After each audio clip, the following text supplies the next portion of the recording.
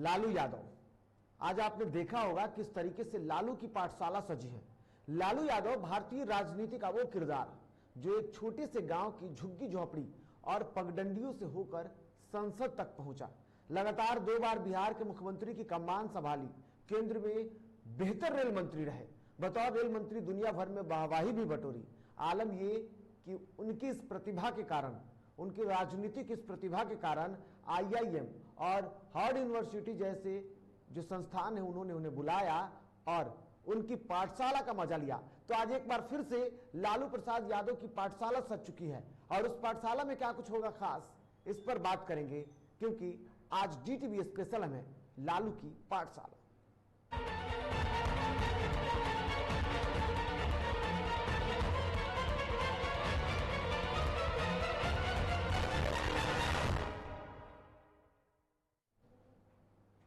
लालू प्रसाद यादव भारतीय राजनीति में एक ऐसे नेता जिन्हें किंग मेकर कहा गया, जिन्होंने अपेक्षितों और जनाधार से दूर रहे लोगों को उठाने में सबसे महत्वपूर्ण भूमिका अदा की। सबसे पहले दबे कुचलों को उठाकर उन्हें इस देश का असली किंग बनाया और उसका एहसास कोई देने वाला था तो वो थे लालू प्रसाद यादव। लालू प्रसाद यादव आज लोगों के दिलों में बसते हैं, लेकिन असली किंग भी वही हैं जो किंग को तैयार करते हैं। और ये एहसास जिस तरीके से उन्होंने लोकतंत्र में असली राजा जो जनता होती है इसका भी एहसास उन्होंने ही कराया। फिर उन्हें MP, MLC और मंत्री बनाकर लालू प्रसाद ने अपने किंग मेकर की जो भूमिका थी उसको बखूबी अदा किया और उसका असली चेहरा भी वही रहे। शोषित समाज के लोगों को खेतों खलिहानों गली मोहल्लों से उठाकर लोकतंत्र की सबसे बड़ी पंचायत में वही पहुंचाए। उन्होंने HD देवगौड़ा और इंद्र कुमार गुजराल को प्रधानमंत्री बनाने में अपनी महत्वपूर्ण रोल अदा की थी। राबड़ी देवी बिहार की पहली महिला मुख्यमंत्री बनी, इसका भी किरदार उन्हीं के नाम था, क्योंकि इनको भी किंग बनाने में उन्होंने ही अपनी महत्वपूर्ण भूमिका अदा की थी। यानी कि लालू प्रसाद यादव सच में किंग मेकर है। पदभार ग्रहण करने के बाद लालू प्रसाद की महिला समर्थक भूमिका अन्य है। मनमोहन सिंह को देश का प्रधानमंत्री बनाने के लिए, वजीर आजम तक उनको कुर्सी तक पहुंचाने के लिए उन्होंने अपना महत्वपूर्ण भूमिका अदा किया। केंद्र सरकार ने कई बार, जब खास करके केंद्र में कांग्रेस की सरकार रही, तब कई बार लालू प्रसाद यादव को बेहतर सलाह के लिए बुलाया गया। भाजपा से जदयू का संबंध विच्छेद हो गया तो सांप्रदायिक शक्तियों को सत्ता से दूर रखने के लिए लालू प्रसाद यादव ने नीतीश कुमार को 2015 में अपना साथी बनाया और उसके बाद झारखंड में, जो कि हाल ही में चुनाव बीता 2019 के चुनाव में हेमंत सोरेन जब दूसरी बार मुख्यमंत्री बने, तब लालू प्रसाद यादव की राजनीतिक कौशल और मार्गदर्शन काम आया और वो झारखंड में मुख्यमंत्री बने। तो लालू प्रसाद यादव को लगातार किंग मेकर कहा जाता है और किंग मेकर ही सच में वो किंग मेकर हैं, क्योंकि उन्होंने राजनीति के इस सफर को किस तरीके से जिया, किस तरीके से उन्होंने गोपालगंज से लेकर के और फिर दिल्ली तक का सफर किया, राजनीति में कैसे उन्होंने बिसात बिछाई और वो राजनीति के एक ऐसे चेहरा के रूप में हैं जिनकी उपस्थिति ही ये दर्ज कर देती है कि लालू प्रसाद यादव अभी है और राजनीति का पासा जो होगा वो कभी भी पलट सकता है।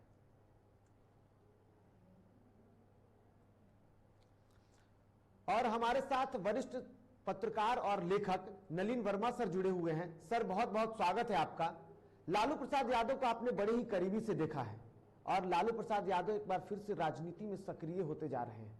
क्या लगता है, किंग मेकर की भूमिका फिर से अदा करेंगे? देखिए, लालू प्रसाद जी के बारे में कद्दावर नेता हैं और राष्ट्र की राजनीति में भी किंग मेकर की भूमिका में रहे हैं। 90 के दशक में आप सारे लोग जानते हैं, बिल्कुल, बिहार के मुख्यमंत्री तो रहे ही हैं और बाहर आ गए हैं। तो अब बीजेपी के खिलाफ जो अपोजिशन की यूनिटी राष्ट्रीय स्तर पर बननी है, बिल्कुल, ये इसमें मेजर रोल प्ले कर सकते हैं। इसलिए रोल प्ले कर सकते हैं कि उनके जो ताल्लुकात हैं वो व्यक्तिगत और पॉलिटिकल भी नॉन बीजेपी पार्टी में बहुत ही स्ट्रॉन्ग है। या डीएम के आपको हो तमिलनाडु में, या शरद पवार जी हो आपको महाराष्ट्र में, या मुलायम सिंह और अखिलेश यादव जी उत्तर प्रदेश में हो, या ममता बनर्जी बंगाल में हो। तो एक तरह से जो नॉन बीजेपी जो पार्टियां हैं उसमें लालू प्रसाद जी अपने अभी चुनाव तो नहीं अपने लड़ सकते हैं या जो कोर्ट की बंदिशें हैं उनके ऊपर लागू होती है, लेकिन इनडायरेक्ट तरीके से उनका गुडविल इतना बड़ा है कि वो एंटी बीजेपी फोर्सेस को इकट्ठा करने में वो बहुत बड़ा रोल प्ले कर सकते हैं। बिल्कुल। हाँ, तो जिस तरीके से लालू प्रसाद यादव आए हैं, हालांकि काफी लंबे वक्त से आप उनको पहचान रहे हैं, उनको देख रहे हैं, उनके बारे में आपने लिखा है। लालू प्रसाद यादव आखिर में आपने जिस तरीके से कहा कि मुश्किल साबित हो सकते हैं, और ये अब उम्मीदें भी की जा रही हैं, क्योंकि जिस तरीके से कोरोना के इस काल में सरकार की विफलता को लेकर के लगातार राजद अपने स्तर से सरकार को घेरने की कोशिश कर रही है, और ऐसे में ये सिचुएशन, और दूसरी तरफ राजद की तरफ से ये दावा भी किया जा रहा है सर कि कई ऐसे लोग हैं जो राजद के संपर्क में हैं, तो क्या ये स्थितियां बदल सकते हैं? देखिए, राज्य की राजनीति में राजद एक 2020 के चुनाव में सबसे बड़ी पार्टी इमर्ज करके आई थी, लेकिन ये अभी हमारे लिए इमीडिएटली कहना कि ये तुरंत कोई परिवर्तन हो जाएगा, या देखिए नीतीश कुमार के साथ भी लंबे दिनों तक लालू प्रसाद जी के काम करने का एक संबंध, के बीच में बहुत दिनों तक फिर 2015-14 के साथ में लोग काम किया था, और पहले तो लोग काम किया ही है। तो ये कहना कि तो शुरू कर देंगे, ऐसा करेंगे, ये काम लालू प्रसाद जी नहीं करेंगे। बिल्कुल ना, हमको जो जहाँ तक वो लंबी राजनीति को देखते हैं, और ऑलरेडी उनकी पार्टी बड़ी पार्टी है, उनके पुत्र जो है अभी कम उम्र के हैं, और वो अच्छा किया है उन्होंने चुनाव में। बिल्कुल। तो वो ऐसा काम नहीं करेंगे कि उनके पार्टी का या उनके पुत्र का जो फ्यूचर हो वो प्रभावित हो पाएंगे। देख रहे हैं कि भाई हमारी पार्टी ने अच्छा किया है, और इमीडिएट पावर स्ट्रगल में नहीं जाएंगे। बिल्कुल। अगर जाएंगे भी तो ऐसी स्थिति बनती है कि राजनीति में कुछ भी असंभव नहीं होता है। बिल्कुल। लालू प्रसाद जी और नीतीश कुमार जी 20 वर्षों के बाद मिले थे, और फिर से अलग हो गए 2017 में। इस संभावना को आप खत्म नहीं कर सकते हैं कि फिर से नीतीश कुमार लालू के साथ नहीं मिल सकते। बिल्कुल। लेकिन वो तोड़ करके उस तरह से नहीं होगा। वो अगर होता है तो दोनों का एग्रीमेंट से एक होगा, क्योंकि दोनों का दावर नेता है। और जहां तक कोरोना का सवाल है, तो देखिए मेरी अपनी समझदारी है कि अगर ये कुछ होता है तो वो लालू और नीतीश दोनों स्ट्रॉन्ग लीडर हैं और सीएम लीडर है दोनों, समझे कि नहीं? तो वो एक प्रक्रिया अडॉप्ट कर सकते हैं, एक प्रोसेस अडॉप्ट कर सकते हैं, जिसके बारे में हमको जानकारी उस तरह से नहीं है अभी। बिल्कुल। लेकिन ये कि आकर के तो शुरू कर दिए तो हम फोन कर रहे हैं, इतने छोटे नेता लालू प्रसाद जी नहीं है। बिल्कुल। और कोरोना तो अभी जो मीटिंग कर रहे होंगे, तो हमको लगता है कि कोरोना से पूरा राज्य, पूरे देश प्रभावित है। जी जी। तो अपने विधायकों से फीडबैक ले रहे हैं, भाई क्या ग्राउंड रियलिटी है, क्योंकि 2 पीपल लीडर रहे हैं, क्या किया जा सकता है, आप लोगों को क्या करना है इस संकट के काल में। इसी तरह का वो फीडबैक ले रहे होंगे। हमको लगता है कि राजनीतिक बहुत मतलब इसका आज के मीटिंग का बहुत नहीं निकाला जा सकता। बिल्कुल बिल्कुल। सर, आपको उनको बहुत अच्छे तरीके से जानते हैं, और आपने उनके बारे में लिखा है, तो उससे ज्यादा जानते होंगे, जितना वो है उनसे ज्यादा उनको जानते होंगे। ऐसे में जो आपने बातें कही, बिल्कुल आपने सही बातें कही, और जिस तरीके से आप समझते हैं आपने उसी अंदाज में कहा है। सर, लालू प्रसाद यादव को लेकर के ये कहा जा रहा है कि जो आज बैठक चल रही है, इस बैठक में लालू प्रसाद यादव ने सबसे पहले प्रदेश की जो स्थिति खराब है और कई जगहों पर कमियां जो दिखी है, लालू प्रसाद यादव उस पर जानकारी ले रहे हैं। सर, लेकिन इन सारी स्थितियों से दूर जाकर एज ए वरिष्ठ पत्रकार आपसे अगर मैं पूछूं, तो फिलहाल बिहार की स्थिति को आप किस तरीके से देखते हैं? सर देखिए, बिहार की स्थिति देश की स्थिति से कोई बहुत भिन्न नहीं है। बिल्कुल। और कोरोना का जो क्राइसिस है, ये आप जान रहे हैं कि महाराष्ट्र, दिल्ली, उत्तर प्रदेश, तेलंगाना, कर्नाटका, तमिलनाडु, केरला, तो बिहार में भी है। हाँ, बिहार एक बैकवर्ड स्टेट है, और इसमें हेल्थ का जो इंफ्रास्ट्रक्चर है बहुत ही पुअर है, बहुत पहले ही से बहुत पुअर है। सरकारों ने इसमें ठीक से काम नहीं किया है, हेल्थ के ढांचा को नहीं बढ़ाया है। इसलिए नीतीश कुमार जी भी अटैक के तहत है, और अटैक जो है वो ऑपोजिशन करे या लोग करें, ये बहुत लाजमी अटैक है, इसको झेलना ही पड़ेगा उनको। जी जी। ये स्थिति है।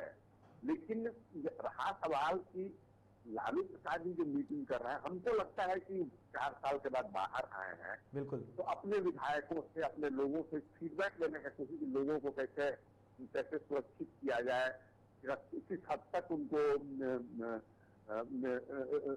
ये जो दवा या जो उनको फैसिलिटी है उसको मुहैया कराया जाए। एज ए अपोजिशन किस तरह से सरकार को घेरा भी जाए इसमें और उस पर काम करवाया जाए, इसी के तहत लालू प्रसाद जी मीटिंग कर रहे होंगे आज। बिल्कुल, जिस तरीके से बातें आपने कही बिल्कुल सही कहा सर। लेकिन आपसे एक स्थिति और जानेंगे।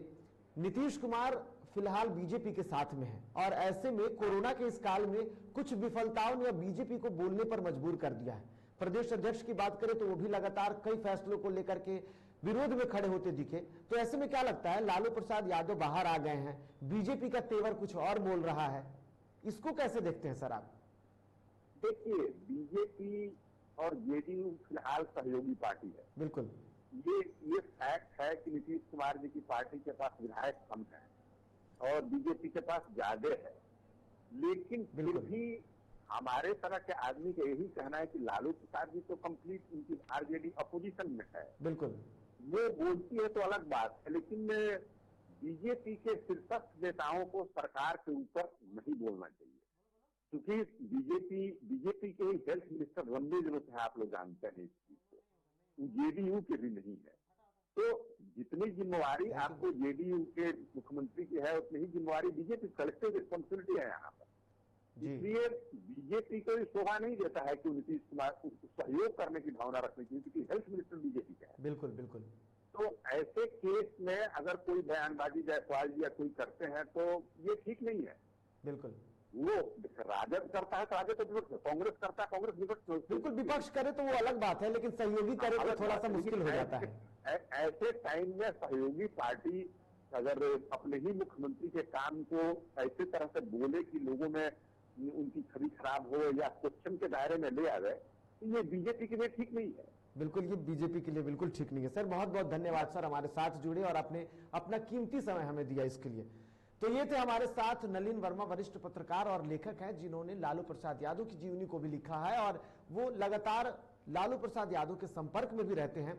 तो जिस तरीके से लालू प्रसाद यादव अब जेल से बाहर आ चुके हैं और उनका जो मीटिंग है वो मीटिंग चल रहा है, और मीटिंग को लेकर के जिस तरीके से जो बातें सामने आ रही है, और खुद नलिन वर्मा ने भी इस बात की जानकारी दी है कि वो जिस तरीके से जानते हैं और लालू प्रसाद यादव का जो व्यक्तित्व है इसके अनुसार वो राजनीति नहीं बल्कि कोरोना के इस काल में जिस तरीके से विपदा है, इस विपदा को लेकर के वो जरूर अपने कार्यकर्ताओं से, अपने विधायकों से लगातार इस पर समीक्षा कर रहे होंगे कि कैसे एक विपक्ष होने के नाते वो सहयोग कर सके। लेकिन जिस तरीके से लालू प्रसाद यादव की अगर प्रतिभा की हमने बात की कि किंग मेकर हैं और किंग सच में वो किंग को तैयार करते हैं, तो ऐसे में अब सवाल उठने लगा है कि क्या लालू प्रसाद यादव अगर जेल से बाहर आ चुके हैं तो वो किंग मेकर की भूमिका एक बार फिर से अदा करेंगे? क्या वो तेजस्वी के लिए किंग मेकर साबित हो सकते हैं? क्योंकि दावा किया जा रहा है कि कई जो नेता हैं जदयू और बीजेपी के, यानी जो सत्तासीन पार्टियां, उनके कुछ लोग जो हैं वो जेडीयू के संपर्क में, राजद के संपर्क में, माफ कीजिएगा, और उसके बाद अब स्थितियां क्या बनती है ये देखने वाली बात होगी। लेकिन लालू प्रसाद यादव जेल से आ गए हैं और उस पर भी हम चर्चा करते हैं कि किस तरीके से उनके साथ क्या हुआ, हम जिस पर चर्चा करेंगे। लेकिन हमारे साथ हमारे संपादक राजेश मिश्रा सर जुड़े हुए हैं, एक बार उनसे जरा सा मिल लेते हैं। सर बहुत बहुत स्वागत है आपका। सर, लालू प्रसाद यादव जेल से बाहर आ गए और आज मीटिंग कर रहे हैं, लेकिन उनको किंग मेकर कहा जाता है, क्या लगता है वो किंग मेकर की भूमिका एक बार फिर से अदा करने के लिए मीटिंग कर रहे हैं? बिल्कुल, किंग मेकर की भूमिका रही है उनकी भारतीय राजनीति में और बिहार की राजनीति में। बिहार में ज्यादा सक्रिय रहे हैं, हालांकि दिल्ली की सियासत कहें या केंद्र की सियासत में भी उनका एक अपना वजूद रहा है। वैसे में जैसे ही वो जेल से बाहर आए हैं, बिहार की सियासत में गर्माहट देखने को मिल रही है और खासकर जेडीयू खेमे में जबरदस्त हलचल है। आरजेडी लगातार कह भी रहा है कि आगे आने वाले समय में जेडीयू में एक बड़ा तोड़फोड़ होगा और साथ ही साथ बीजेपी खेमा में भी एक कह सकते हैं सनसनी दौड़ गई है। जहां तक लालू प्रसाद का सवाल है तो लालू प्रसाद एक ऐसे राजनेता हैं जो जमीन से जुड़े हुए हैं। इस बात को भारत की मीडिया और साथ ही साथ देश बाहर की मीडिया भी इस बात को मानती है। और जिस तरह से लालू प्रसाद का व्यक्तित्व रहा है बिहार और देश के राजनीति में, वाकई में कहा जा सकता है काबिल तारीफ रहा है। वो अच्छी तरह से बिहार की सियासी नब्ज को भी जानते हैं और देश के सियासी नब्ज को भी बड़ी मुस्तैदी से पकड़ते हैं। जिस तरह से उन्होंने अपना कैरियर किया की शुरुआत की और आहिस्ता आहिस्ता जिस मुकाम पर वो गए हैं, आज की तारीख में लालू प्रसाद तो उनके विरोधी भी मानते हैं कि उनकी जो पकड़ है आज भी जनता के बीच में बनी हुई है। ये बात और है कि आज की तारीख में, हाल के दिनों में अगर देखा जाए तो पिछले कई सालों से वो जेल में है और उसके बाद डायरेक्ट आप कह सकते हैं सियासत में वो सक्रिय नहीं है, लेकिन उसके बावजूद भी आम जनता से उनका जुड़ाव रहा है, उनके कार्यकर्ताओं से वो मिलते जुलते रहे हैं, बात उनकी होती रही है। और हमने कुछ देर पहले नलीन वर्मा जो कि वरिष्ठ पत्रकार हैं और लेखक भी हैं और लालू प्रसाद यादव को बड़े अच्छे से समझते हैं क्योंकि उनकी जीवनी को उन्होंने लिखा है, मैंने उनसे बात की तो उन्होंने कहा कि उनका जो व्यक्तित्व है उस व्यक्तित्व के हिसाब से वो फिलहाल जो बैठक कर रहे होंगे वो राजनीतिक बैठक नहीं होगी, बल्कि वो कोरोना पर समीक्षा कर रहे होंगे कि किस तरीके से सहयोग कर सकते हैं। नहीं, देखिए बता दें नरेंद्र जी का अपना आकलन है, लेकिन आपको बता दें कि राजनेता जब भी बैठता है, कोई भी राजनीतिक व्यक्ति जब भी बैठेगा तो सियासी बात करेगा। कोरोना मैंने आपको पहले भी बताया था, इससे पहले भी हमारी जब अविनाश से उस वक्त हमारी बात हो रही थी तो मैंने यही कहा कि पहले भी कोरोना एक बहाना होगा, लेकिन कोरोना के बहाने वो सियासी अपनी जो चाल है वो भी साधने की कोशिश करेंगे। तो डायरेक्ट तमाम जो अपने उनके विधायक हैं, जीते हुए या हारे हुए या तमाम वरिष्ठ जो लीडर हैं उनसे वो रूबरू हो रहे हैं और बहुत दिनों के बाद वो कई ऐसे लीडर से वो सीधे वीडियो कॉन्फ्रेंसिंग के जरिए बातचीत करेंगे और वहाँ के हालात को जानेंगे। लेकिन कोरोना एक है, कोरोना पर जिंदा रहेगा, कोरोना के विविध बातें होंगी, लेकिन कोरोना के साथ साथ कोरोना से आगे की सियासत, कोरोना के जरिए कैसे आरजेडी की बढ़े, इस पर भी चर्चा है। इस बात पे भी चर्चा हो रही है कि आखिर किस माहौल में बिहार की सियासत में तेजस्वी को स्थापित किया जाए और आरजेडी को फिर एक बार सत्ता की मुख्य धारा में लाया जाए, क्योंकि आपको बता दें लगातार जो आरजेडी के कई ऐसे रणनीतिकार हैं जो इस पहलू पर विचार कर रहे हैं और इस बात पे भी मंथन कर रहे हैं कि एक बार फिर आरजेडी को मुख्य धारा में लाने की जरूरत है, सत्ता में लाने की जरूरत है।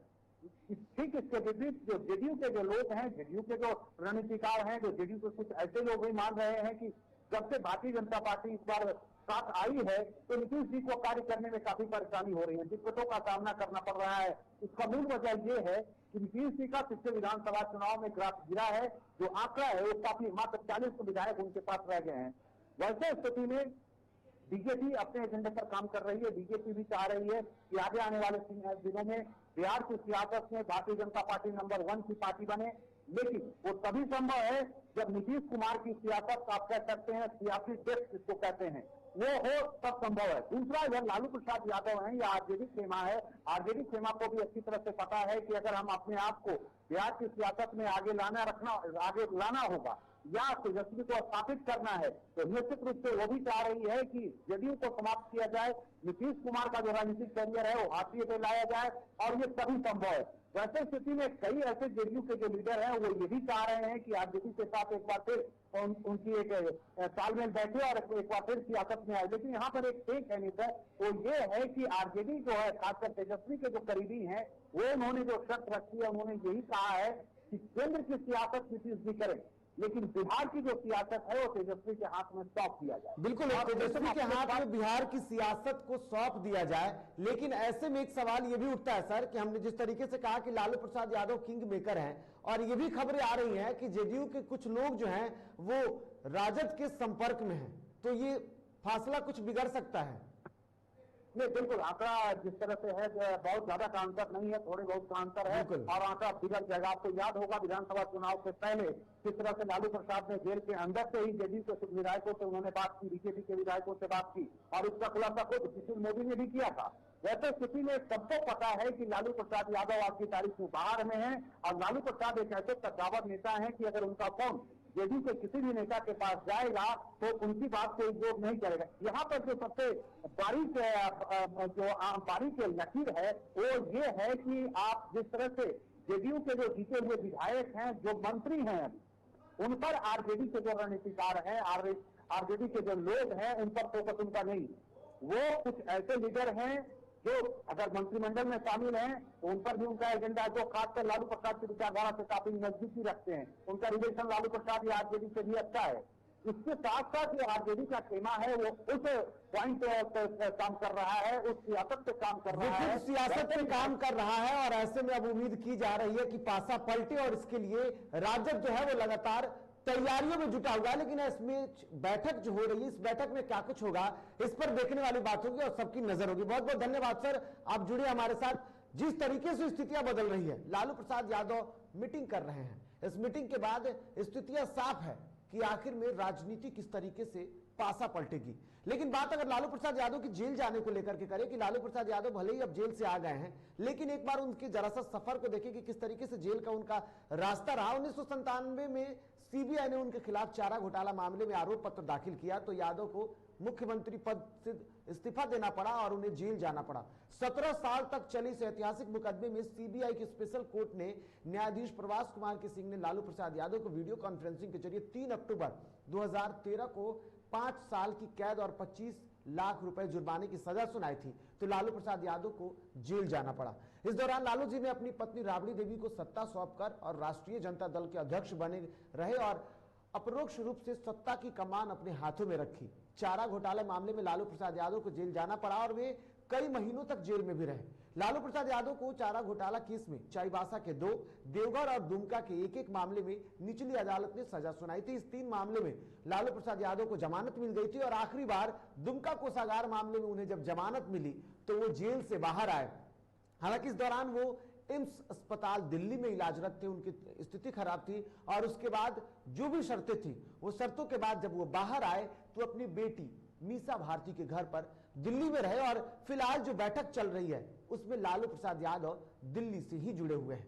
लेकिन जो कोर्ट ने शर्तें रखी थी, दरअसल रांची हाईकोर्ट में जस्टिस अपरेश कुमार सिंह की अदालत में लालू प्रसाद यादव को कई शर्तों के साथ जमानत मिली है, जिसके बाद लालू प्रसाद यादव अब भले ही जेल से बाहर हैं और राजनीति में सक्रिय हो गए हैं। लालू प्रसाद की ओर से सुप्रीम कोर्ट के वरिष्ठ वकील कपिल सिब्बल और सहयोगी उनके वकील देवर्षि मंडल ने लालू प्रसाद यादव की पक्ष में समर्थन में जो दलीलें पेश की थी, उसके बाद कोर्ट ने उनको सुना, जबकि सीबीआई के वकील ने लालू की जमानत पर पुरजोर विरोध किया था। यानी कि कई बार ऐसे वक्त आए जब ये उम्मीद की जा रही थी कि लालू प्रसाद यादव को अब जमानत मिल सकता है, वो जेल से बाहर आ सकते हैं, लेकिन वो तारीख पर तारीख वाला जो मामला था वो लगातार देखने को मिला और आखिरकार कोर्ट ने बाद में सीबीआई की दलील को खारिज करते हुए लालू प्रसाद यादव को बरी कर दिया, यानी कि उन्हें जेल से बाहर कर दिया, वो उन्हें जमानत मिल गई।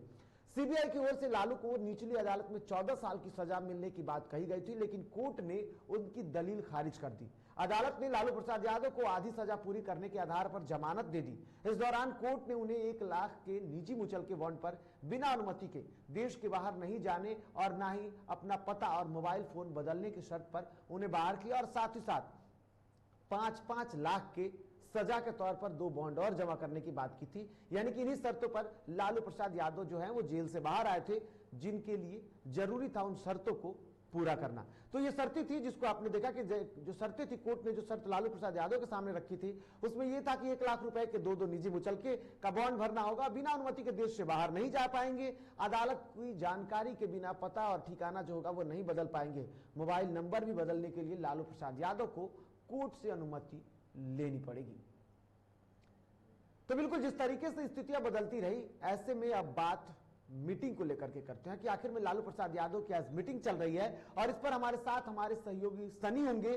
सनी मीटिंग कवर कर रहे हैं और इस दौरान वो राजद के जो खेमे के जो लोग हैं उनके संपर्क में है और इस दौरान हम सनी से बात करेंगे। लेकिन एक नजर में देखते हैं जो खबरें निकल करके सामने आ रही है मीटिंग को लेकर के, क्योंकि मीटिंग शुरुआत हुई और आधे घंटे की देर से शुरू हुई इस मीटिंग में बातें खुल करके सामने आई। लालू प्रसाद यादव ने कोरोना संक्रमण को लेकर के अपने नेताओं से हाल जाना है कि किस तरीके के हालात हैं और क्या परिस्थिति है।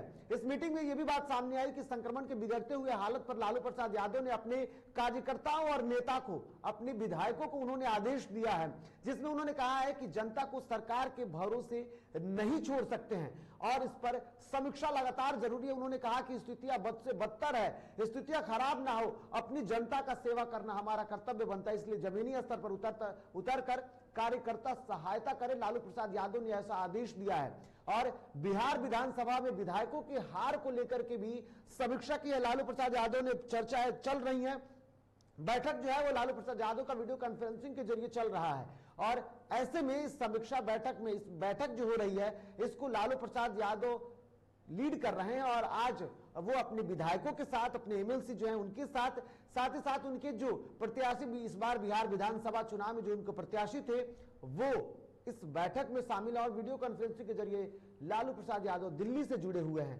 और बात अब खुल करके सामने आ रही है कि इसमें लालू प्रसाद यादव ने कई आदेश दिए हैं और पार्टी को मजबूत करने की बात एक बार फिर से चल रही है। बिल्कुल, और इस खबर पर हमारे साथ हमारे सहयोगी सनी जुड़ चुके हैं। सनी, क्या लगता है, लालू प्रसाद यादव की मीटिंग शुरू हो चुकी है, भले ही आधे घंटे से देर से शुरू हुई इस मीटिंग में क्या कुछ खबरें निकल करके सामने आ रही है? मैं आपको बता दूं कि लालू प्रसाद यादव जो राज्य सुप्रीमो है, उनकी मीटिंग करीब 2 बजे शुरू हो चुकी थी और जिसमें उनके साथ नेता प्रतिपक्ष तेजस्वी यादव बोले या फिर तेज प्रताप यादव, ये दोनों दिल्ली में ही मीसा भारती के आवास पे मौजूद है और वहीं पे लालू प्रसाद के साथ ही लोग हैं।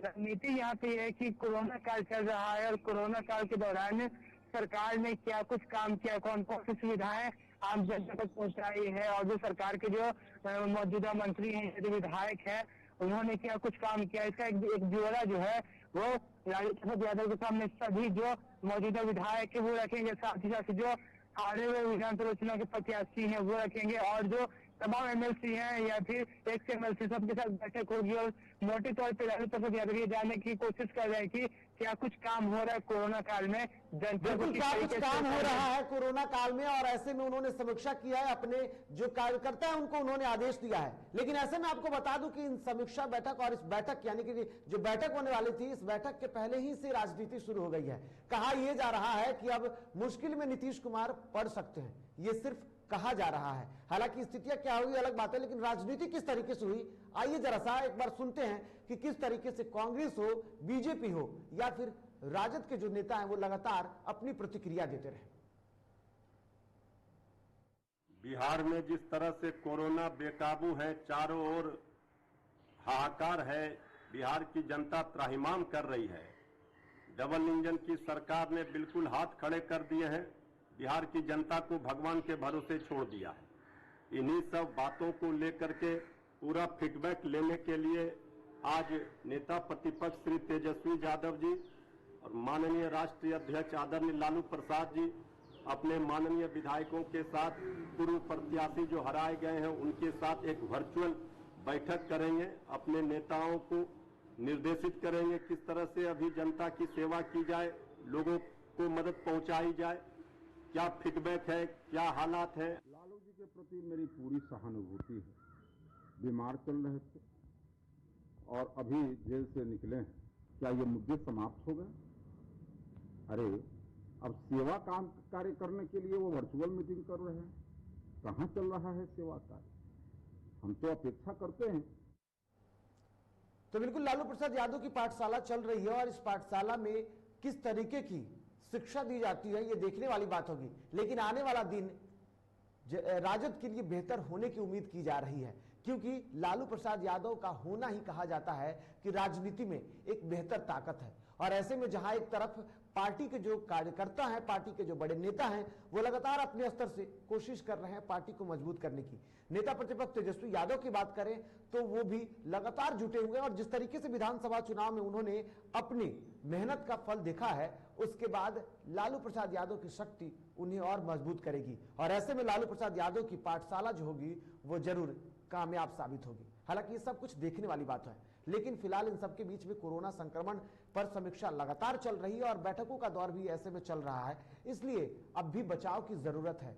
कोरोना संक्रमण को देखते हुए आप भी स्वस्थ रहें, सुरक्षित रहें और कोरोना गाइडलाइन का पालन करें। और फिलहाल मुझे दीजिए इजाजत, नमस्कार।